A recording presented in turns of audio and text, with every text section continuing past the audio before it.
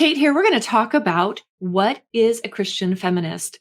Now, this is such an interesting question because that's part of my name. I'm the reluctant Christian feminist. And I see this title used in different ways by different people. And it's often used to mean different things by people who don't use the label at all. So many people think they know what a Christian feminist is. Maybe they know what a reluctant Christian feminist is. So many people think they know what it is, but do they really?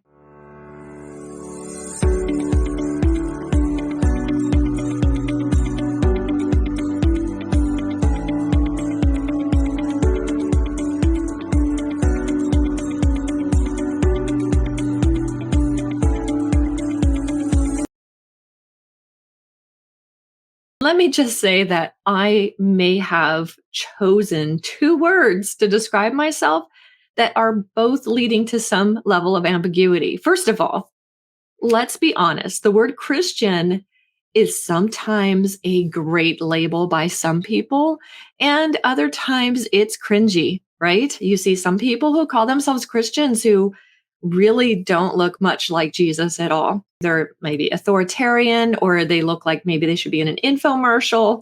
And I'm not trying to be dismissive of other people's ways of being, but sometimes these people are not much like Jesus.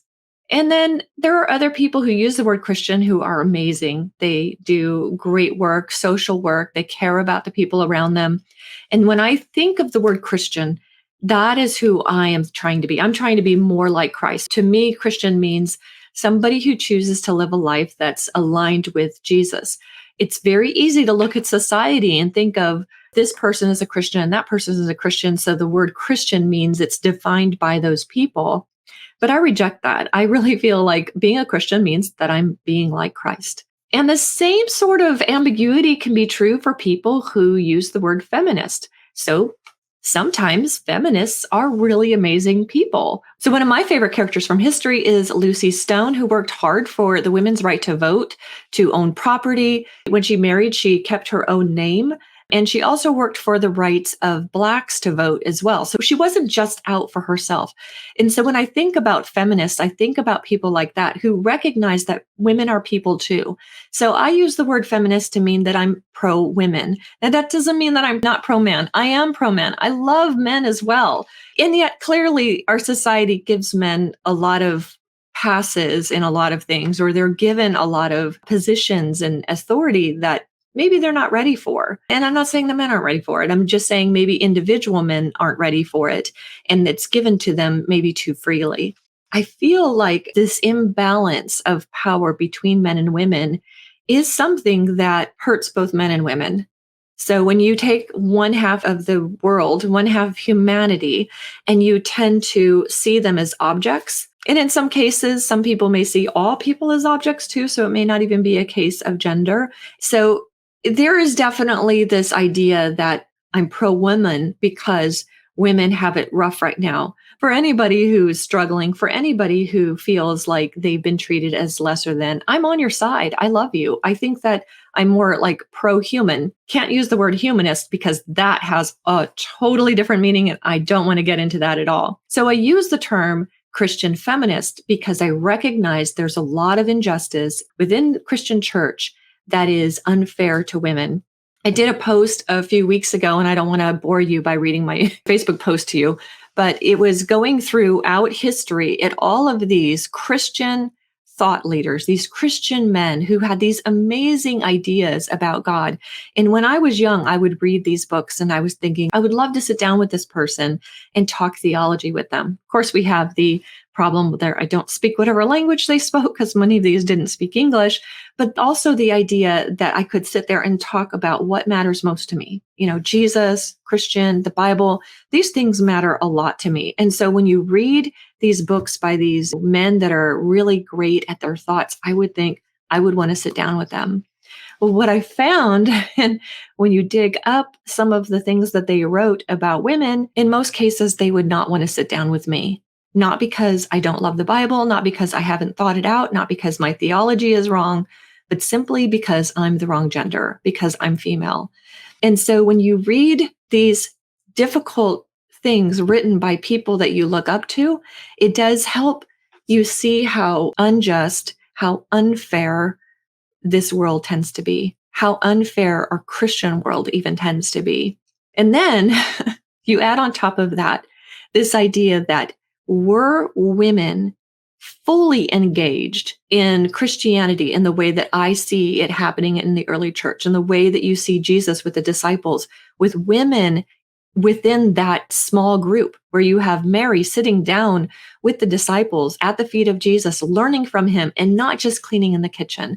Nothing wrong with Martha. I love Martha. And especially we often think about this one thing where Martha was in the kitchen cleaning and Mary was sitting at the feet of Jesus. And so many of us choose to be worried and anxious about the cares of this world. And yet later, when Mary and Martha's brother was dead and they had a house full of mourners, and Jesus came to Bethany, Martha left the house full of people and ran out and had a theological discussion with Jesus. We sometimes think of her only in the kitchen, but she was somebody who followed Christ. She was viewed by Christ as somebody that was worth talking to, worth having a theological discussion. He didn't dismiss her, and he doesn't dismiss any person, any human being, woman or male. So when we think about Christian feminist, I think it's really interesting to think about how we use those words. Why do I use those words? Because I am a Christian who is also pro-woman. If I use the word just Christian, I need to differentiate myself as not just a Christian who believes that women have to fulfill a specific role. And I will get into the role of women in a later video. I have it planned for a couple of weeks from now. So more than that, I believe that women have a seat with Jesus. We have a place with Jesus. We have equal footing with man at the throne of God. I also think that we need to rethink our definitions of submission and leadership. And I feel like that sometimes makes it really difficult for us to discuss the relationship between men and women, because that relationship between men and women, it also comes down to, okay, so who gets to call the shots? And so we tend to think of it in distinct boxes as leader and follower. But I do think that it's a lot more fluid than that. Jesus has said that the last will be first and the first will be last. Jesus set the standard that leaders work for their people. They sacrifice themselves for their people. We don't see that with a lot of leadership positions today. In fact, I would think that if you were going to look at the genders of who sacrifices more, clearly women tend to sacrifice their careers, they sacrifice their health. If there's one piece of pie left and the woman hasn't had it yet, she will give it to somebody else who wants it. So we sometimes get characterized by being sacrificial. And yet I do think that picture of sacrificial needs to be across both genders, just like leadership does. And even Paul, who talks about submission, says all of us are supposed to be submitted to each other. Well, that kind of breaks some paradigms about what we think in terms of leadership and followership. Even our ideas of leadership get very influenced by worldly things, just like feminism gets influenced by worldly things, and even the word Christian gets influenced by worldly things. So I'm curious to know, what is your definition of a Christian feminist? How would you decide on that? Would you feel comfortable using the term Christian feminist? When you hear the word feminist, do you think of somebody who's maybe rebellious or difficult or maybe unruly, out of order? I have been called a heretic for using the word Christian feminist, which is interesting because a heretic just means somebody who disagrees with the common definition of it. So yeah, I think in a lot of ways, we all may come to points in our Christian doctrine and go, what do I truly believe about this? And let me clarify, I do believe the Bible. I do believe that it's true. I do my best to live my life according to the Bible. The difficult part is when you and I may interpret things differently, when you and somebody else interpret things differently, both trying to take the same exact instruction and live it out. I hope you like this. There's lots more videos coming with this particular topic. I have Christian patriarchy coming, women's role in the Bible, is the church sexist? Lots of other topics that are coming and lots of topics that I've done. So be sure to like and subscribe. And if you don't like me, that's fine too. I mean, there's room for lots of people to choose what they're going to believe. I think that is exactly one of the greatest gifts that God has ever given us. He doesn't tell us what we need to be. He invites us into his kingdom. He's not going to change his kingdom for us. That's clear. He's not going to change his kingdom for us. He invites us to participate in that kingdom.